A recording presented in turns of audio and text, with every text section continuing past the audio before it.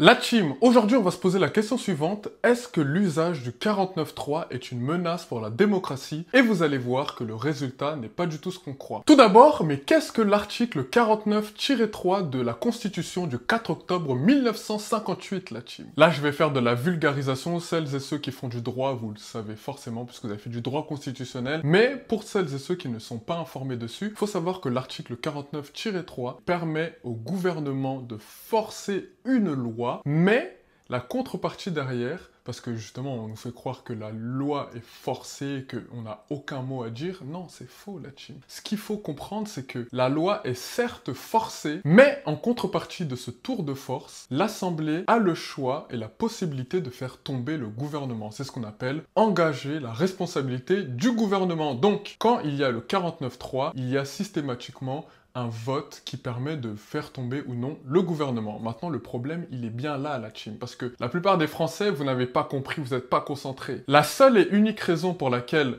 ce vote n'aboutit jamais, c'est parce que soit vous avez la motion de censure qui est déposée par LFI, donc ces amis-là de droite, là, ils veulent pas voter, ou soit elle est déposée par les gens de droite ici, mais les gens d'en haut ne veulent pas voter. Donc, vous voyez, c'est un jeu partisan. En réalité, ils ne prennent aucune considération des envies des Français. Vous voyez quand Manuel Valls, il a forcé le 49.3, ou encore quand Elisabeth Borne a forcé le 49.3, au bout d'un moment, ces deux-là, s'ils étaient réellement des opposants, ils auraient dû se dire, ouais, j'avoue, là, on va mettre plutôt nos intérêts partisans de côté, et on va s'intéresser à l'intérêt des Français. Eh ben non, c'est pas du tout ce qu'ils ont fait. La preuve, vous avez encore la troisième personne ici présente. Donc là, le 8 septembre, on va voir réellement ce qui va se passer, mais la crainte que eux, ils ont, justement, c'est la dissolution, parce qu'en cas de dissolution, ils perdent leur poste, et ils doivent repartir en campagne. Et quand on repart en campagne, le risque de ne pas être réélu, il existe, donc ils n'ont pas envie, et c'est pour ces raisons-là qu'ils ne vont pas jusqu'au bout. Donc là, vous voyez bien le problème c'est plutôt sauver ses intérêts personnels que plutôt s'intéresser aux intérêts des Français, parce que si c'était réellement ce qui comptait,